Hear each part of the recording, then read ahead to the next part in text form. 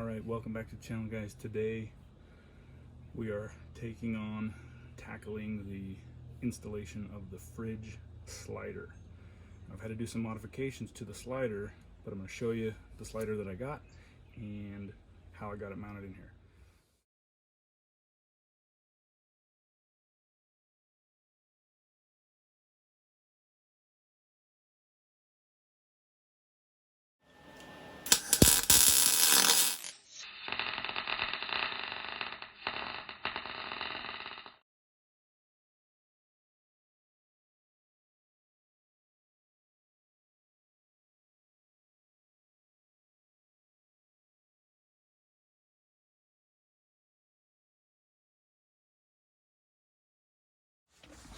So first and foremost, for the National Luna 52 liter fridge, I had to extend this and modify it. So I had to cut that off and weld it along the bottom and a couple welds at the top there to extend this, because it was almost a perfect arrangement, except for it was about half an inch too short.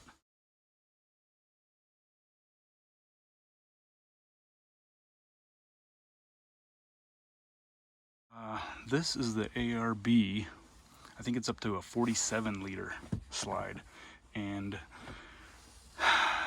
the spot I went to, Hinckley Overlanding in Salt Lake, fortunately had this model available to look at, and the front runner, which I do have a front runner roof rack, but when comparing them side by side, this slider is freaking awesome because it's very minimal. You just got your roller bearings here, here, and here, and then underneath, and it's very minimal space-wise here to here and front to back. And so compared to the front runner, which was huge, it would have had like this much space, like 2 to 3 inches of space excess on each side. This one fits it just right, so I'll show you that when we get it mounted up. But kind of took a good look to try to figure out exactly how I was going to get it mounted, and ultimately decided to pull the one long bolt out of the third row seat mount, which is already a hole all the way through it, and then I just drilled the hole through the rug and stuff there. So that's the bolt that came out, and I'll show you that at the bottom. And then I kind of built the rest of everything around that one hole position. I had considered having it mounted back further and different spots, but unfortunately on this end over here on this fourth bolt, you're pretty limited on what you're going to be able to access to put the nut on, and or interference with the air conditioning lines that come from the unit back here. And so this ended up ultimately being the least invasive and just using an existing hole. So that's what we're going to put the long grade 8 bolt down through, and then the other ones I'll show you from down below are just drilled right through, no problem. Okay, so here's the hardware I got. These stainless steel shackles are pretty sweet. Some spacers for those. Grade 8 hardware. And I'm only going to put 3 bolts in. A couple things to take into consideration are that right on the instruction pamphlet for this slider, it says that you should not modify it whatsoever. So I'm sure that the warranty is void, but I can't imagine what the heck you're going to need a warranty for on this. Secondly, they suggest using grade 8 hardware, which I did, and particularly being that I only have 3 bolts installed. You know, the biggest concern on this safety factor, particularly in a head-on collision or something, this entire refrigerator coming dislodged and becoming a hazard inside the truck. On a rollover at this point, I'm quite certain that it'll be nice and secure, but in an accident and forward crash could be problematic. So you want to have pretty strong bolts holding the thing down, and as well as some pretty strong hardware lashing the fridge down to the slide. Now, most of these sliders have bolt holes in them so that they can just bolt right to the bottom of the refrigerator. The National Luna has some spots for that, but the problem with that is, at least in this case, it would not be a very easy thing to remove whenever you get to a camp, or maybe you want to take your refrigerator into the hotel with you when you get somewhere and plug it into the wall, whatever the case is. So I didn't want to worry about trying to bolt these things down. because I figured it would be problematic later. So we'll be using tie down straps and these D-rings, and so wanted to go for something that was pretty strong. 650 pounds each, times 2 on this end and times 4 all together.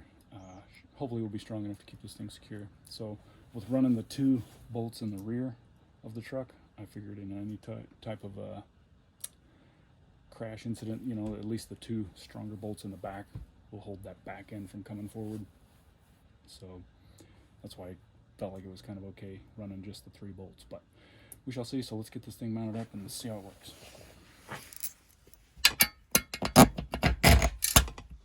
Now granted, given this probably isn't the most beneficial video, but perhaps it'll help somebody have a better idea in the overall collective of what type of fridge mounts, fridge slides are available to be used.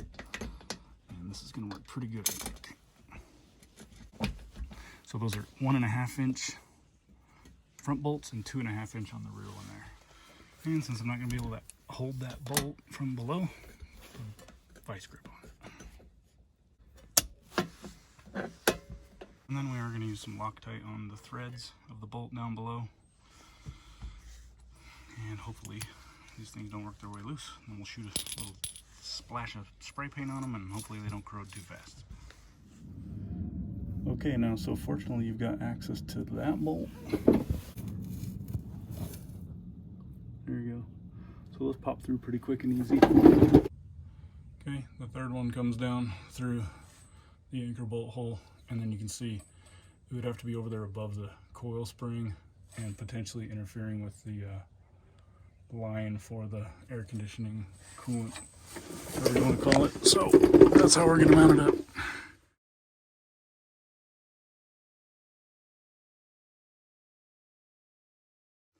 Okay, there you have it.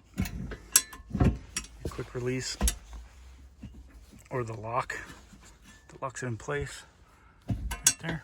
Out she comes, and back in.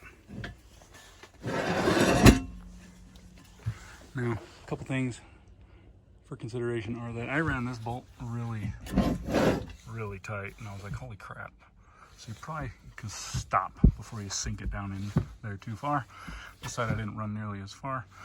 And unfortunately, that back corner is not fully down. So I don't know, maybe with the weight of the refrigerator and stuff in there, it'll help it out.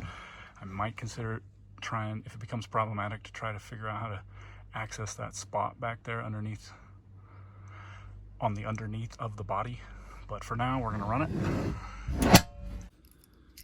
And the way I welded this, extended that front shelf on, was I gave myself about a 1/2 inch between the refrigerator body and this lip to accommodate for bolts and different things, different ways to mount it.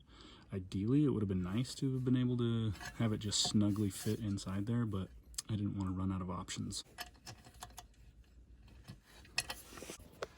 So one last thing before I stick the fridge on here. With this minimalist design, which I definitely prefer, I mean, it's freaking stout. It's got basically these skateboard bearings on there, which are pretty awesome because they do appear to be standard skateboard bearings. So those will be able to be replaced super easily, but there's just nothing to it. And so with that feature, what you're gonna get is a lot of wear and tear where the bearings roll. So maybe some of those other slides that are more covered and encased might not have that big of a problem, but that's definitely going to be what happens. Is since it's just rolling on the bearing surface there, it's going to wear and tear a little bit easier, but that's totally okay by me.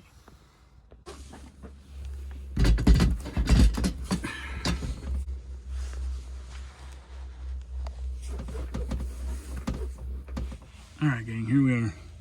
Back end, pretty sweet. Hell of a lot better than how I had it in there before.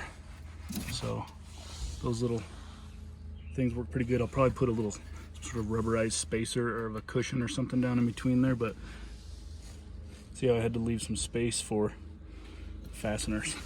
And then up here there's actually quite a bit of space still, so perhaps I'll slide it forward a little bit, this way a little bit, but yeah, Now the weak link might be these straps, so maybe I'll put some stronger straps on, but for the most part, it's pretty freaking bomber.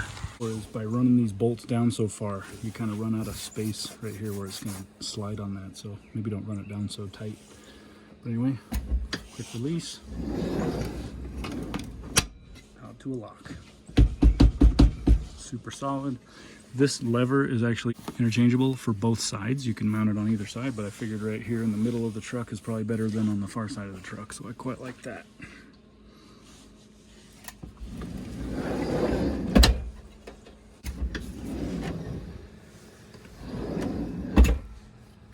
Quick and easy. This is as far out as it goes. About 4 inches from the edge of the tailgate there. When it's all the way out now, I can actually lift this all the way up. I'm still gonna need some sort of a hood prop type of thing, but at least I've got full access and I can get the baskets in and out. So that solved that problem. All right, dudes. Well, thanks for tuning in, and hopefully we can get out there and get on some more adventures here before too long. It's February 9th, so we're moving on into springtime, so potentially have a little day trip / maybe an overnighter down to the Little Sahara sand dunes here in Utah this weekend. So stay tuned. We'll see what happens. Catch you on the next one.